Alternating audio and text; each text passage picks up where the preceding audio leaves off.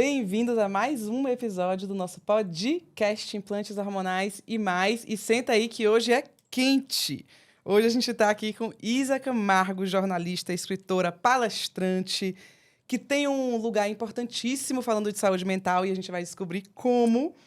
E comunicadora e especialista em mediação de temas sensíveis. Então tem tudo a ver com nossos temas sensíveis todos.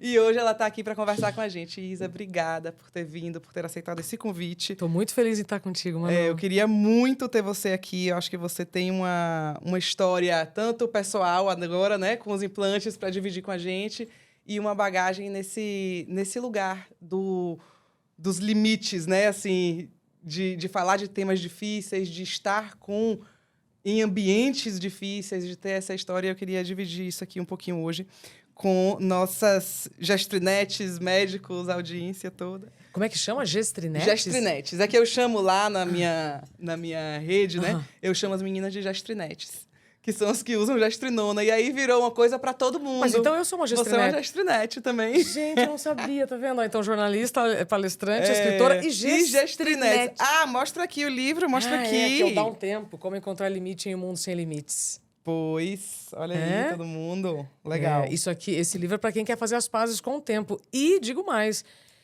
quando você decide fazer as pazes com o tempo, sim, você vai ter que falar de hormônio. Nada. A gente se acostumou a falar de saúde em bloquinhos, né? Saúde hormonal, saúde mental, saúde não sei o quê. E outro dia você falou uma coisa que ficou na minha cabeça. Não existe uma saúde mental, não existe uma saúde hormonal. Ou a pessoa tem saúde, ou a pessoa não vai ter saúde. Não tem saúde sem o mental, né? Sim. É curioso, Manu, porque no passado a medicina nos fatiou. E agora está na hora da gente juntar os nossos pedaços e entender que uma coisa afeta a outra. O que eu como afeta o meu emocional. O que eu deixo de comer afeta o meu astral. Os meus hormônios afetam o meu modus operandi, os meus comportamentos. E eu percebo que, especialmente nós, mulheres, nós recebemos uma carga de informação tremenda, né, naquele período de menstruação. Né? Que é um show de novidades, e aí é aquele monte de informação. Aí depois a coisa meio que se perde. Aí quando você está vivendo a menopausa, é uma outra avalanche de informação. Então, se a gente já tivesse consciência de nos educarmos de forma integral, que nós vamos ter que cuidar da nossa saúde em todas as fases da vida, vão ter algumas que você vai precisar dedicar mais tempo, energia e até dinheiro, e outras fases menos. Mas você vai ter que se olhar de forma integral. Exato. Essa saúde que você falou... Exatamente. Quando você fala... Outro dia eu estava pensando, eu falei, gente, será que saúde mental não é redundante? Porque quando você vai na Organização Mundial da Saúde e vê o significado de saúde mental, é o estado perfeito de saúde física, espiritual, emocional e social. É o bem-estar físico, social, espiritual. Eu falei, gente, mas... E de fato, se eu não consigo ter clareza do que afeta a minha mente... Bom, não tem como. Vamos começar daí. Não tem como. Pois é, isso é uma... Eu acho, assim, que a gente a gente tem uma responsabilidade enquanto geração, nós, que nós somos a geração que acaba com o é normal. Sim. Sabe? Porque a gente viveu, assim... A geração da minha mãe, por exemplo, falava para as filhas que sofriam com a menstruação, que é normal. Porque elas não sabiam isso que a gente sabe hoje. Sim. Elas achavam que era normal. Então, a menina tá sofrendo e tal, não sei o quê. Ah, menina, que nada. Eu também passava por isso. Sua tia também. Sua avó era pior. Então, a gente força essas meninas a se acomodarem na dor. Se acostumar. Né? Então, assim, ela se acostuma com a dor e ela se acostuma que o lugar de sofrimento... É normal. É normal. E digo mais, não é nem que só é normal, a gente vangloria. Vangloria. Que guerreiras que somos, Nossa! né? Nossa, a mulher é muito forte. Ô, Manu, isso não está envolvido só nas questões hormonais, as questões do trabalho. A gente glamoriza demais o sofrimento para alcançar algum lugar. Exato. Isso eu vejo muito nos profissionais da área da saúde, que são profissionais que eu falo quase diariamente, inclusive com treinamentos de comunicação, em que eu já começo com eles dizendo, olha, vocês também receberam uma informação que é preciso fazer plantões de 24 horas e ficar sem sofrer. Olha como eu, né, sou dedicado ao que eu escolhi. Não precisa ser assim. Você pode e deve ter o seu reconhecimento independente do sofrimento. Não é com o sofrimento que você vai ter merecimento. Faz sentido, Exato, não? total. É uma desconstrução. Né? É uma desconstrução dessa persona bem-sucedida. Né? E que não erra, e que não sente culpa, e que não tem os seus baixos e baixos. Né? Não são só altos e baixos, não, são baixos e baixos. Mas eu gostei do que você falou. Nós somos, sim, uma geração que não dá mais para normalizar o anormal, não dá mais para glamorizar a dor. A gente é a geração que muda isso. Enquanto Concordo. mães, né? Tipo assim, Concordo. você é a mãe que vai chegar pra Angelina. Total. E vai ouvir Total. ela, né? E Quando ela estiver especialmente doente. na educação dessas dores que são invisíveis, né? Então, o que é a tensão pré-menstrual? Não dá mais para ter certos tipos de piada dentro do ambiente profissional, né? Ou na mesa do bar, assim, tipo assim, porque se a pessoa parecer descompensada, Tá né? de No caso da TPM. mulher, tá de TPM. Não dá mais para ter esse tipo de piada. Não dá. Porque nós já sabemos que essa mulher só está agindo de alguma maneira disfuncional ou diferente daquilo que ela deseja, não é porque ela quer. É a única maneira que ela está conseguindo se manifestar no mundo é daquela maneira. E se ela está, de alguma maneira, disfuncional diante de alguém, ela está sentindo uma dor. Então, não me venha trazer mais um problema para ela sentir mais dor e mais culpa. Não. É dizer, é uma fase. E tem outra coisa também. Às vezes a mulher tá nervosa e tá irritada com razão. E não tem nada a ver com TPM. E a pessoa fala, tá de TPM? Não, tô mesmo, tô irritada. chateada. Tô irritada. E ela tem esse direito. Sim. Ela tem direito de brigar, eu sou uma roda baiana, entendeu? Adoro. Ela tem direito de fazer isso sem estar de TPM. Sim. Entende? Então, isso também é uma coisa. Você desvalorizar o nervoso, dizendo que todo nervoso é porque, tá de TPM. Manu, vamos lançar uma campanha? Bora. Pelo direito de rodar a baiana. De rodar a baiana. Podemos fazer? Vamos. Eu não tô ofendendo ninguém ao dizer isso. Eu não, e eu sou baiana, e eu rodo mesmo. Então, Manu Coutinho e eu vamos começar o movimento pelo direito de rodar a baiana. Sabe por... Nossa, agora eu vou te entrevistar. Sabe por quê, Manu? Deixa eu te contar uma coisa. Que cacilda. Você não poder ficar insatisfeito com algo, ou irritado, ou irritada, e não, sim, a gente se decepciona também. E também. O homem pode ficar irritado. Nossa, Tudo se bem. a gente entrar nessa onda, então... Exatamente, entendeu? Mas é isso. Porque ele não tem TPM. A mulher não. A mulher tá desequilibrada, TPM. A gente está vivendo uma fase, Manu, de renovação de linguagem. E nesta renovação de linguagem, a gente precisa dar nome às dores, dar nome aos sentimentos, dar nome às situações que nos incomodam, porque senão a gente só... não, depois a gente fala disso. Não é depois, é agora. E aí, especialista em mediação de temas sensíveis. Esse é um, né? Esse é um. Isso aí é a especialista falando, né? Porque é difícil. É curiosíssimo olhar pelo retrovisor assim para minha vida e ver que hoje, quando eu faço as reuniões assim com o board das empresas, para palestra, ou para a empresa toda, ou para grupos de líderes, e quando eu falo, pode ficar tranquilo, tranquila, tô com um repertório grande, né, de temas sensíveis, você percebe que a turma, ela dá até uma aliviada, porque tá na hora da gente falar daqueles assuntos que nos incomodam. Sim. Então, eu ainda chamo temas sensíveis.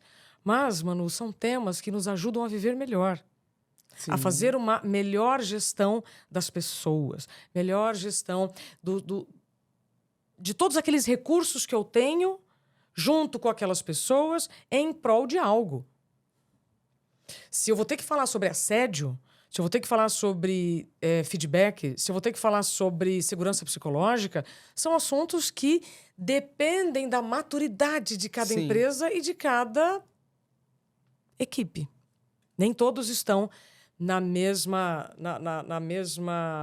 grade escolar. Sim, sim. Né? Todos nós estamos aprendendo em diversos níveis de maturidade, diferentes níveis de maturidade. Sim, e a equipe tem que ser composta disso, né? Sim. porque nas diferenças também encontram-se crescimentos para todos. Absolutamente. Né? Então, assim... Você quer me ver feliz é quando alguém me fala assim, Isabela, mas assim, olha, o meu líder, ele é muito conservador, nossa, ele não vai querer eu... Deixa eu conversar com ele. E eu falo, deixa eu conversar, e depois dessa conversa, aí você veja se mudou alguma coisa. Que o que a gente precisa, Manu, é de acolhimento, respeito por aqueles que ainda não sabem o que alguém disse que é óbvio já saber.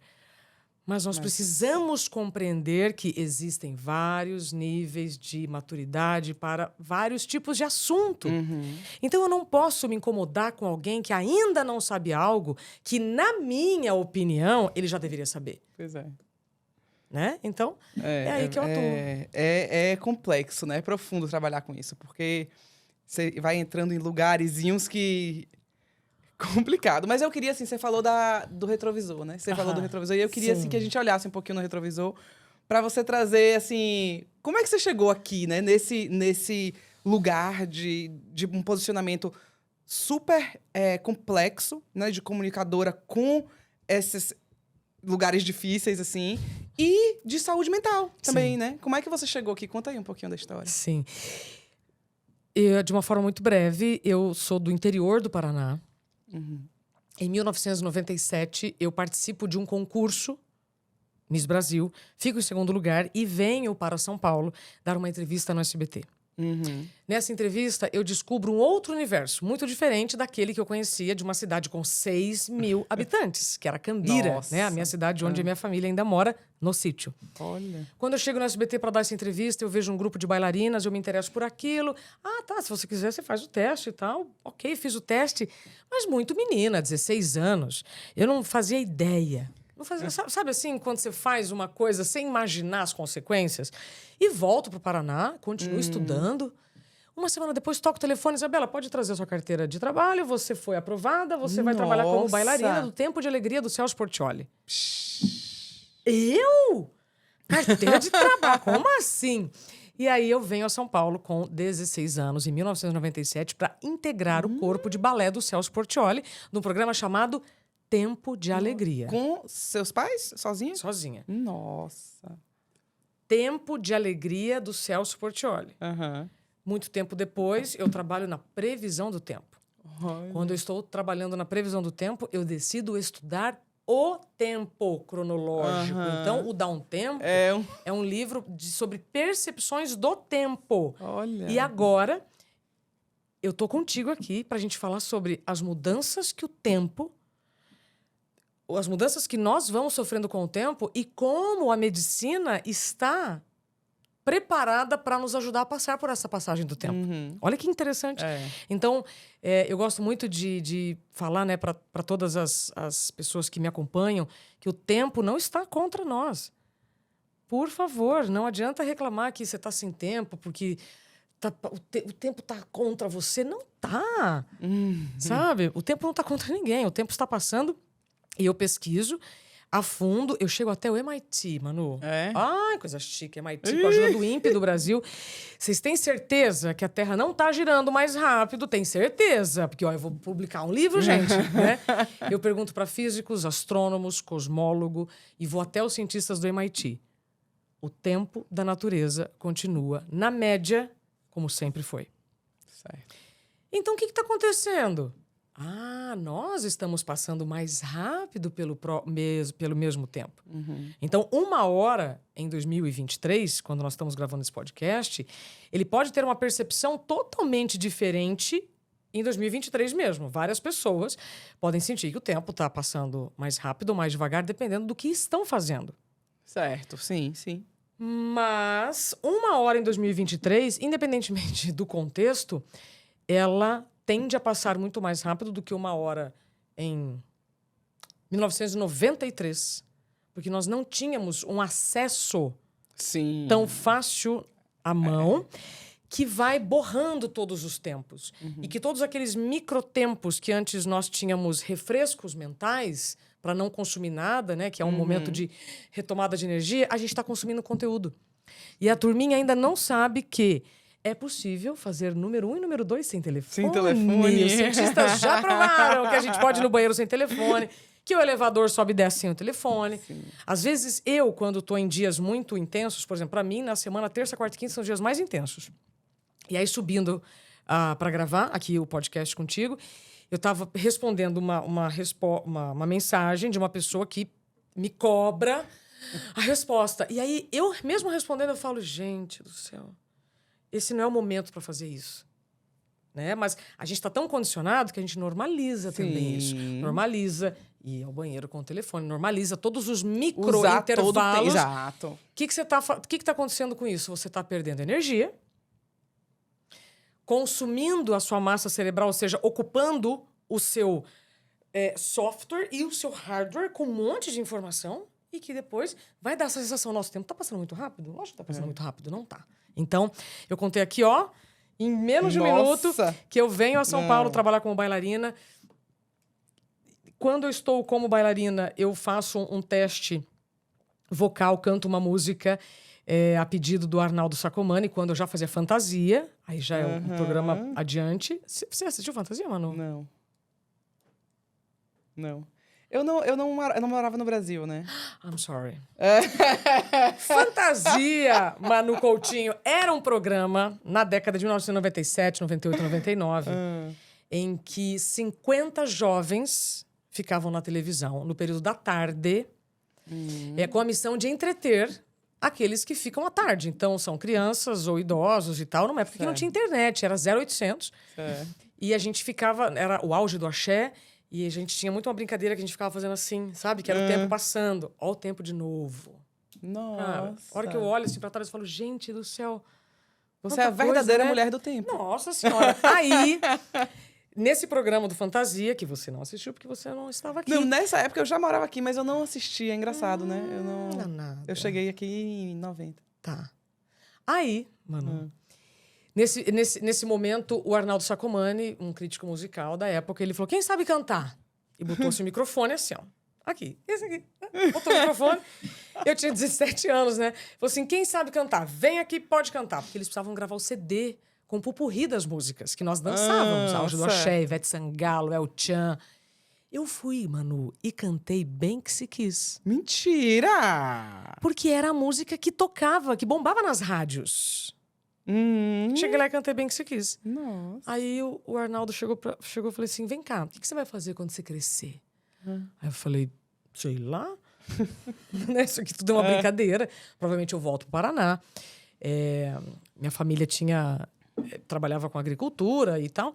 Aí ele falou, vai procurar o jornalismo, um curso de jornalismo, porque a sua voz transmite credibilidade. Dependendo do que você fizer... vai ser legal, porque tem poucas mulheres com voz grave no jornalismo. Sim. O que eu fiz? No dia seguinte, estava num curso no Senac, de radiolocução. E aí eu começo a virada de chave para o jornalismo. Porque até então tudo era uma brincadeira. Sim. Então eu começo a minha carreira na comunicação dançando. Nossa. Porque aí foi a partir de um comentário desse, eu ouvi, vou pro rádio. Aí depois do curso de rádio, aí eu trabalhei em rádio, aí eu trabalhei em TV. E passei pelo SBT, pelo Band News, pela Band, pela Globo. E hoje eu estou em voo solo. Hoje eu sou meu próprio veículo. Nossa. Graças às redes sociais. Sim, sim. Né? E são essas redes sociais que nos permitem, inclusive, ter acesso a conteúdo como o que você propõe brilhantemente aqui no seu programa.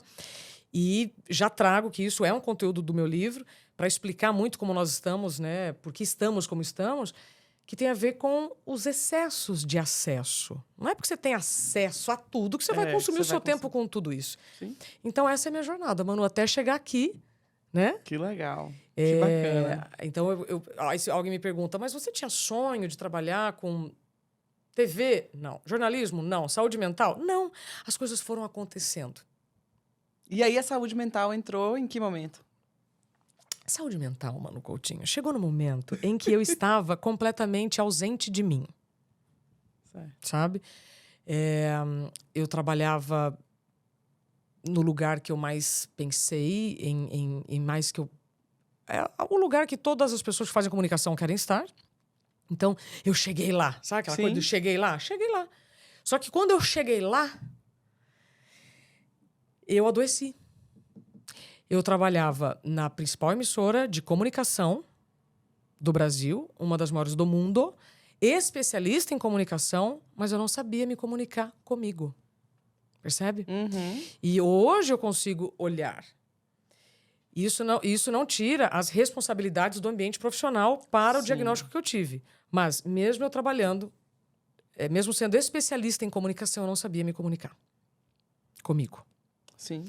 Que é o que eu vejo também de muitas mulheres que são extraordinárias fora, mas dentro estão muito frágeis. Uhum. Outro dia eu vi uma frase belíssima da terapeuta Cíntia Bedin, um beijo para você, Cíntia, em que ela diz: quanto mais forte a couraça, mais frágil o ser que a habita. Sim, Ai, sim, mas concordo. doeu, hein? É. Menina, mas na hora que ela falou isso, eu morri e voltei umas 3 vezes. É. Aí, onde eu tava? Forte. Ah, tá, na Globo. Aí tá. Aí eu tava na Globo, trabalhando muito, muito feliz, mas eu tava num horário que provocava um estresse muito grande celular, porque eu trabalhava à noite. E depois disso, um acúmulo de tarefas dentro da mesma hora. Muitas pessoas perguntam: mas o burnout é pelo número de horas? Não, não tem a ver só com o número de horas. Tem a ver com o que você faz no número de horas e que horas são essas horas. Olha o tempo aí de novo. Eita, lasqueira. Aí, mano, eu vivi um apagão ao vivo. Na época eu fazia... Ao vivo? Ao vivo. Eu fazia 3 jornais ao vivo. Neste episódio do burnout, eu estava na previsão do tempo, eu não estava apresentando. Eu intercalava a previsão do tempo com a apresentação do jornal. Certo.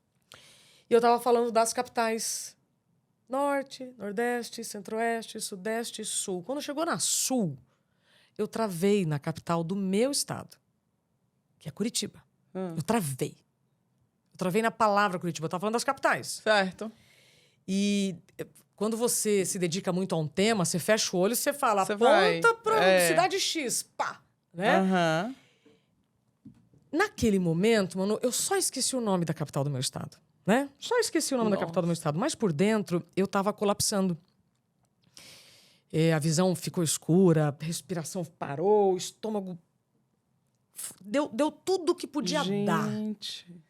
Mas teria sido muito melhor se eu tivesse desmaiado. Porque aí eu teria recebido ajuda. E falo isso com muito carinho, porque nós não somos empáticos com a dor que nós não vemos. Acabamos de falar da TPM. Quantas mulheres já foram trabalhar sem condições de estarem lá, mas foram porque sabem ou souberam que se não fossem, o que ouviriam? Mas será que não consegue mesmo?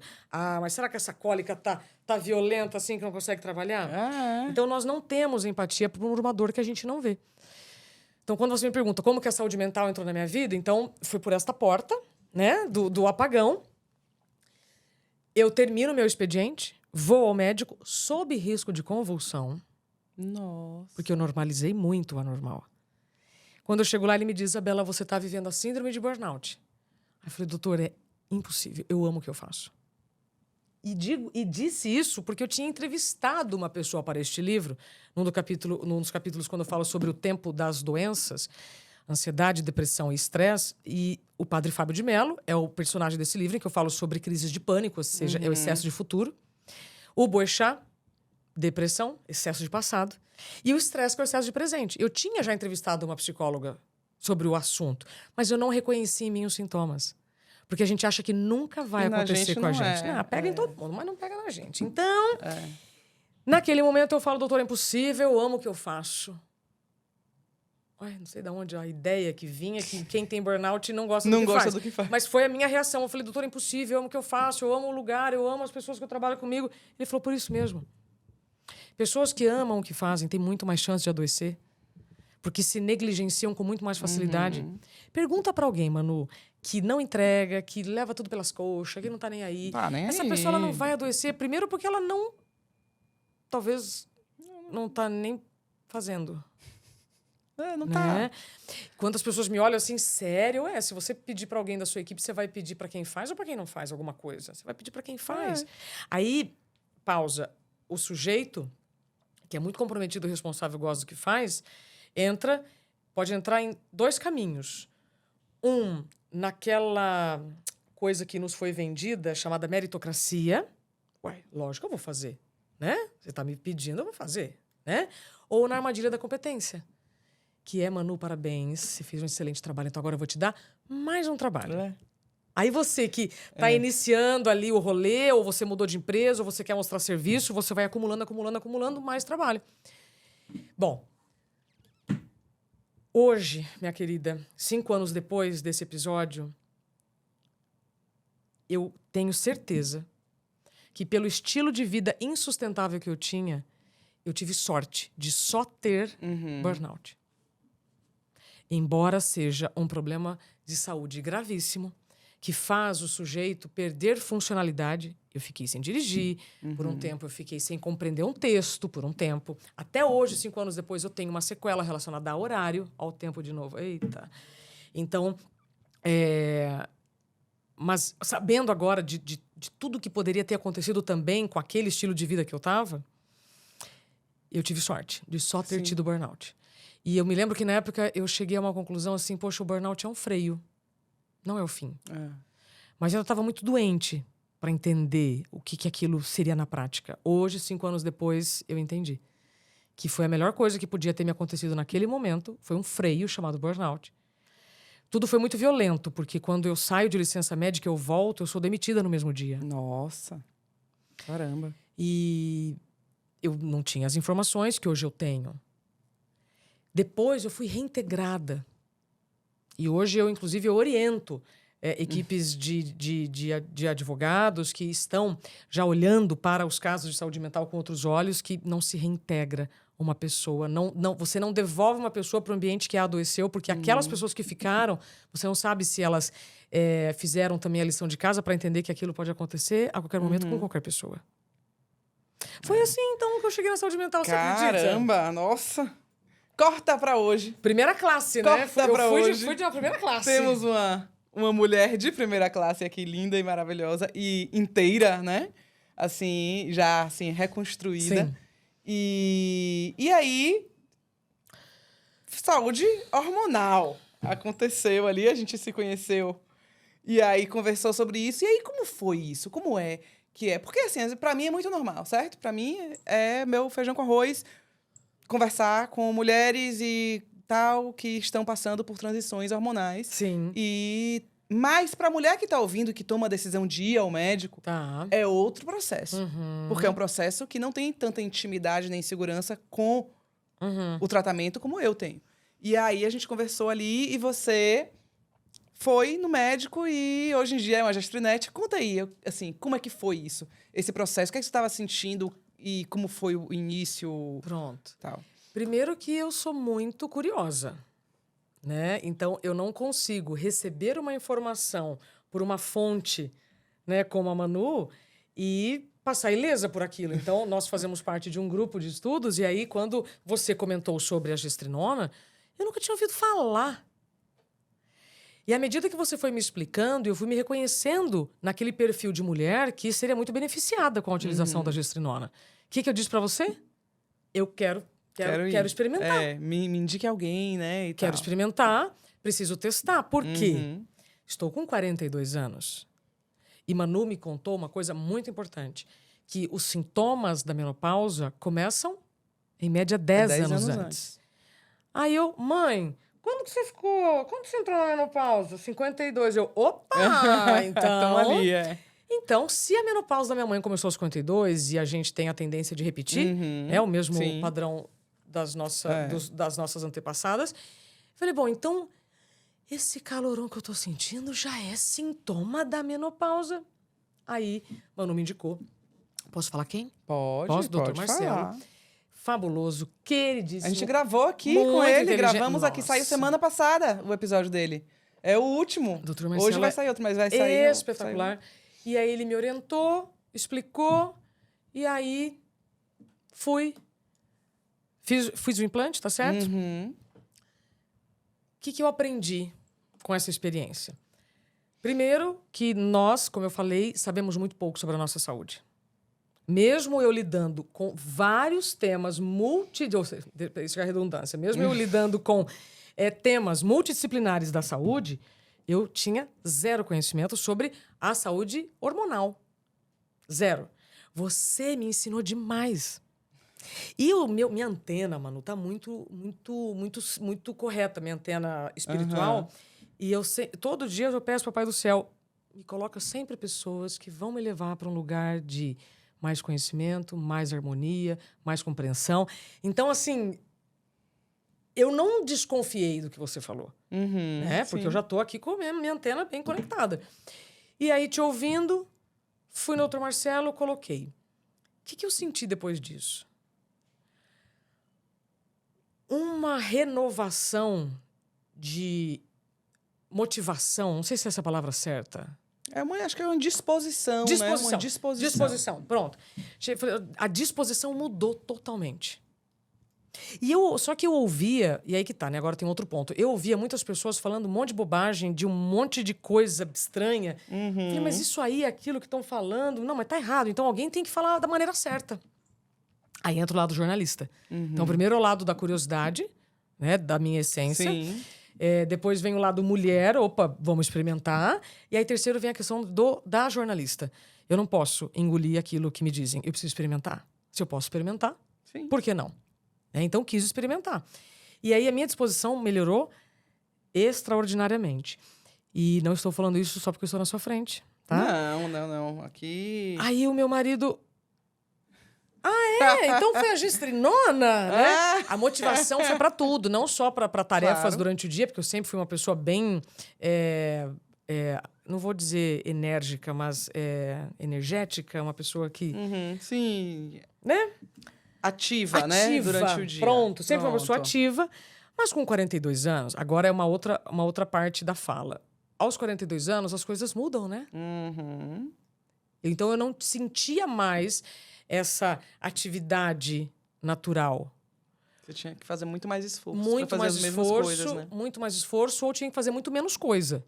Isso. Então, para manter o ritmo de produção, de entusiasmo pela vida, pela libido pela vida, Manu, a gestrinona chegou na hora certa. Sabe? Algumas pessoas me perguntam, mas seu cabelo caiu, mas você teve acne. É só olhar. Né? Não tive acne. Senti um pouquinho o melasma, porque eu já tinha já essa tendência por conta da gestação. Tenho uma bebê de 2 anos. Mas a melhor coisa é você saber que você está reduzindo os sintomas da menopausa. Então, essa informação eu já tenho. As mulheres que ainda estão na dúvida porque ouviram coisas muito confusas no passado, então está na hora de você faxinar essas ideias para que novas entrem e você viva com qualidade.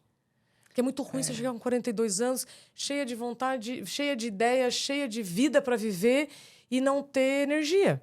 Por N razões, eu estou falando. Não ter energia por N razões. E isso, Manu, vem totalmente...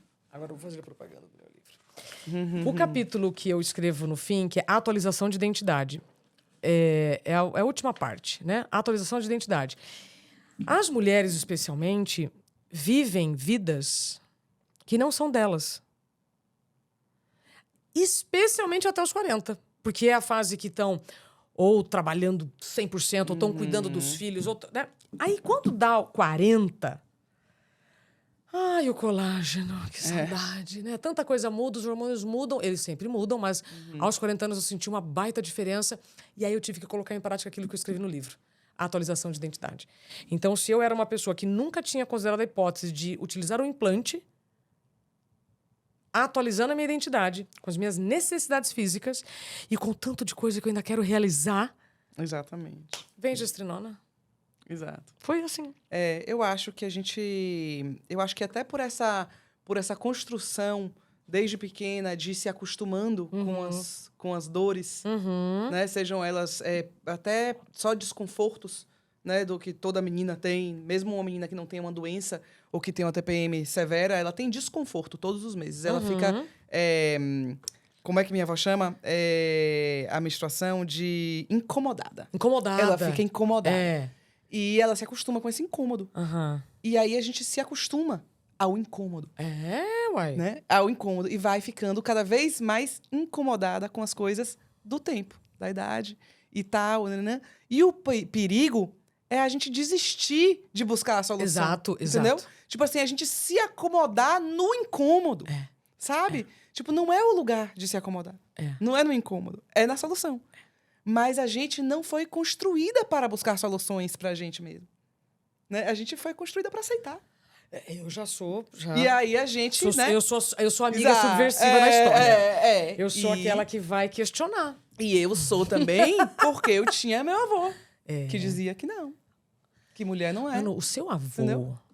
ele, assim, todas as mulheres precisam saber da história do seu avô, É uma porque loucura. é muito interessante. Eu fiquei emocionada quando você me contou o empenho do seu avô em buscar uma solução para o incômodo que não era Que dele. não era dele. É uma loucura isso. Né? É uma loucura como ele conseguia ver a mulher como um ser independente quando ninguém via, sabe assim? Quando meu avô falava comigo sobre parto, ele falava, tipo, e aqui, alerta, polêmica, porque parto normal é ótimo, maravilhoso, e eu adoro parto normal. E eu adoraria ter parto normal hoje. Meus 2 filhos, não. Mas, o que aconteceu? O meu avô sempre me educou a não fazer parto normal. E sabe por que ele dizia? Minha filha, você tem que preservar o seu corpo. Se a medicina está te dando uma forma de fazer esse parto que vai te agredir menos, por que não fazer? Entendeu? É mais controlado e tal. E eu acabei optando mesmo, fiz 2 cesáreas marcadas, porque eu queria que ele estivesse no meu parto.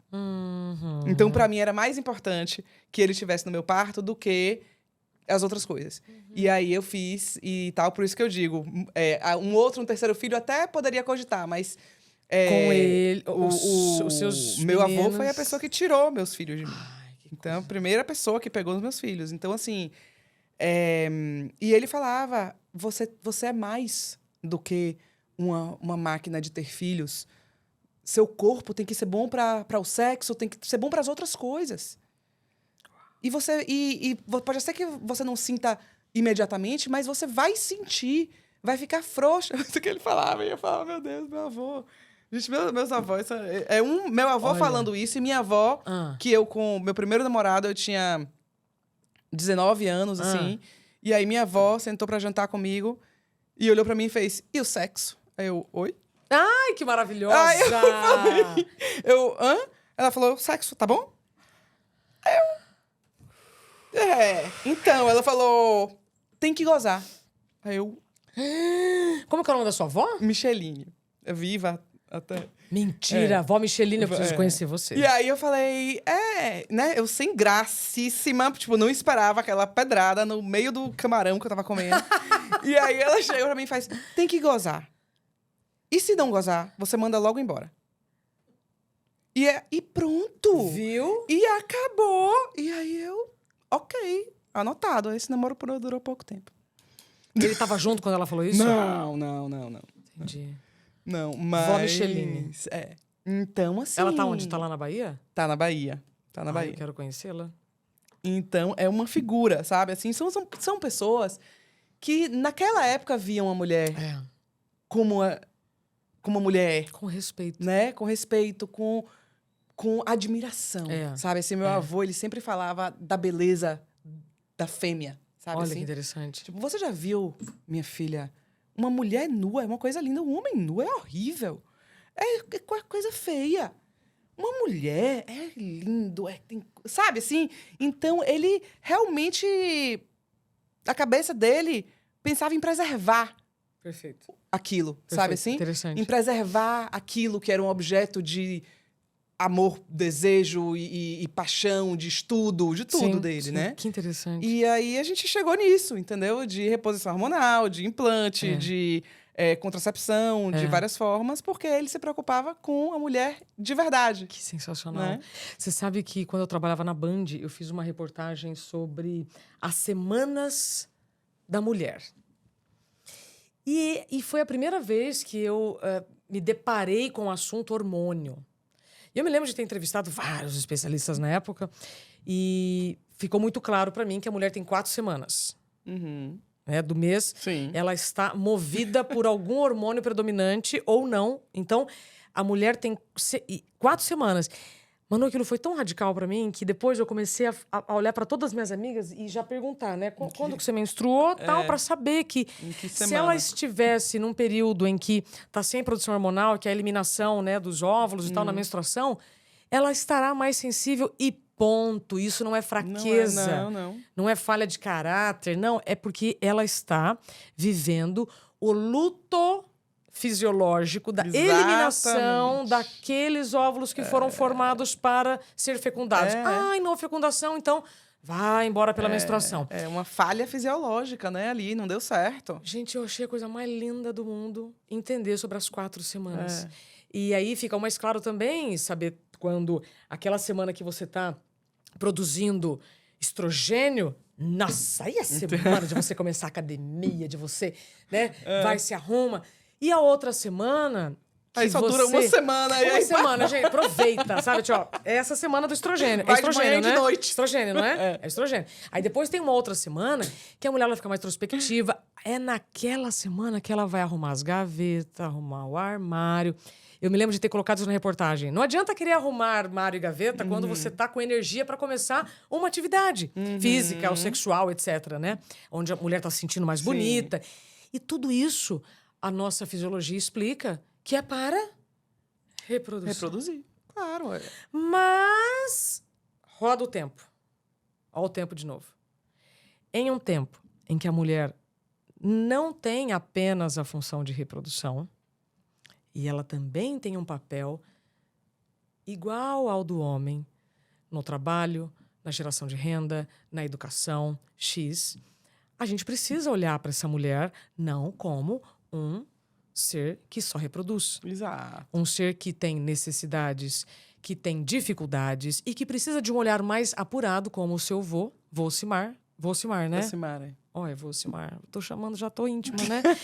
E pessoas como o seu avô, que olham para nós com carinho, respeito e que buscam recursos para a gente viver melhor. Exatamente. É tão importante a gente lembrar as pessoas de que é possível viver bem, sabe? De que aquela pessoa tá aí, sabe? Assim, que a sua melhor versão tá aí. Sim. E vai lá, sabe? Busca aí. Porque a pessoa existe. Sabe? Não, assim, é tão comum as mulheres virem falar que, ai, tô cansada, tô exausta, tô fadigada, tô não sei o quê. Não tem ninguém com disposição. Você encontrar... A gente estava falando ali há pouco, ai, mas como que você acorda 4h pouco da manhã? Acordo e vou, entendeu? E acabou. Mas isso é um drama para as pessoas, sabe por quê? Porque as pessoas estão acordando 7 se arrastando. Exato. E aí elas acham que o que eu tô fazendo é uma coisa muito maior do que é realmente. Porque não é. Porque eu não tô me arrastando. Não então, é penoso, mim, é prazeroso. Pra mim tá tudo bem, eu tô normal. Eu tô normal. Quem não tá normal é quem tá se arrastando. A gente na minhoca. Tem perna. Sabe? Pegou essa, né? Doeu essa, né? Aí, porque dói, é isso. É, porque a gente precisa entender isso. Sim. E valorizar isso. E buscar a solução. Vai lá, entendeu? Não, se você me perguntar assim, Isa, o que aconteceu nos últimos 6 meses com a sua motivação, com a sua disposição? Não tenho dúvida. A disponibilidade, a disposição para atividade física mudou, para o sexo mudou, para várias coisas mudaram. Claro, e as pessoas acham que a libido é só a questão hormonal. Libido pela vida. E não é. Gente, como é que você vai ter libido se você tá exausta? Impossível. Tá cansada. Mulher claro de que Deus. Você não vai ter. Você sabe que quando eu tive o diagnóstico, né, do burnout, eu fui dar uma entrevista meses depois, num programa de rádio, e um dos apresentadores me perguntou, Isa, e a libido? Eu fui tão pega de surpresa. E recentemente eu estive nesse mesmo programa, eu encontrei esse apresentador, eu falei, cara, obrigada, você me fez uma pergunta lá atrás, que na hora eu fiquei meio ofendida, mas depois eu entendi. É libido pela vida. E é impossível uma mulher esgotada, em burnout ou com outro problema de saúde, ter vontade de transar, vontade de fazer atividade física. Não tem, é impossível. De nada. E tá tudo bem. Você tá passando por esse momento, ok. Reconhece e vai à luta. Vamos buscar entendeu? Ajuda. Sim. Vamos buscar ajuda. Tem que ter uma coisa. E pode ser que não seja um implante. Sim. Pode ser que não tenha nada a ver com o implante. Sim. Pode ser que seja um problema de outra ordem, uma questão de outra ordem. E tudo bem, Sim. mas tem que buscar. Tem. A gente não pode se acostumar. a Se acomodar Exato. no incômodo. A ficar pela metade, né? Assim, aí se diminuindo até acabar. Né? E Se não. encolhendo para caber nos lugares, aceitando o inaceitável, se acostumando com o incômodo. Não dá. Não dá, gente. Que isso. E aí que entra a disponibilidade hoje de informações que nós temos. Está na sua mão buscar as informações corretas. Deixa eu falar uma coisa para você. Para de acreditar em bobagem. Para de ver fake news achando que aquela informação sensacionalista, dita de uma maneira efusiva por alguém. Pensa um pouquinho, você é inteligente. Será que não tem segundas intenções por trás disso? Né? Você que é tão inteligente e merece viver com saúde, se aprofunde mais, né, nas notícias que chegam, porque de repente não, tá nas suas mãos acessar um conteúdo que vai te levar para um lugar de qualidade de vida real. E não qualidade de vida baseada em ilusão, café, energético, anfetamina e tudo mais. Isso não existe. Exato. Coragem, né? Coragem de se amar. A e coragem, se buscar. mas você sabia né? que porque sabe o que é difícil ter coragem? Porque as mulheres estão cansadas e esgotadas. Exato. Como é que você vai ter coragem quando se você só quer se encostar e dormir? E isso tem a ver com a negligência de si. Existe uma grande diferença, Manu, entre cansaço, esgotamento e burnout. E muitas de nós entramos num quadro de esgotamento por negligenciar o cansaço. Se deixar para depois. Depois eu durmo, depois eu resolvo. Exato. E aí você entra no esgotamento, você já está em sofrimento, já está acumulando sinais e sintomas. E como o excesso de estresse afeta o órgão mais vulnerável de cada um, você já está em esgotamento, situações estressantes o tempo inteiro, você está dormindo mal, provavelmente, não tem como viver bem se você não dorme bem. Aí acontece uma situação caracterizada por assédio, que vem o burnout. Então, o burnout não é cansaço, nem é esgotamento. Mas uma mulher cansada, esgotada, em burnout ou com qualquer outro problema de saúde, não tem como viver bem. É impossível. É verdade. E a gente está aqui acabando a nossa... Impossível, que já foi uma hora. Já, acredite. Impossível. Mas, assim, e tem tanta coisa, eu tenho várias coisas que eu ia falar aqui ainda. Ia demorar. São 2... Eu queria fazer um pod igual a esses que essa menina fazem. 3 horas. Besteira e por 3 horas. Eu quero Demorou. fazer falando coisa de verdade. Vamos fazer a hora que você quiser. Ó, A pessoa fica lá 2 horas e 40 minutos falando nada. Já tá feito, ô Manu, pelo direito de rodar baiana, hein? De rodar baiana, Vamos fazer? exatamente. Vamos fazer. Ainda com as rodadas de baiana Vamos. no meio, bora? Você sabe que você é subversivo igual eu, né? Adoro. Tá combinado. Adoro. Obrigada, Mas já acabou, obrigada, acabou obrigada. agora? Já acabou. Já tô recebendo ali olhadas fulminantes. O ponto eletrônico aqui, né? Já O ponto tô recebendo eletrônico aqui no olhadas estúdio. fulminantes. Muito Foi muito obrigada. bom tá aqui. Eu espero que tenha aí tocado em vocês, meninas, mulheres, senhoras, senhores. Dá por tempo de eu favor. falar mais uma coisa? Dá. Presta atenção. Nossa, acabei de ver a borboleta. Sabe quando você tem uma coisa, tipo, tem uma coisa pra falar? Lembrei. Recentemente, vivi uma experiência no Acre.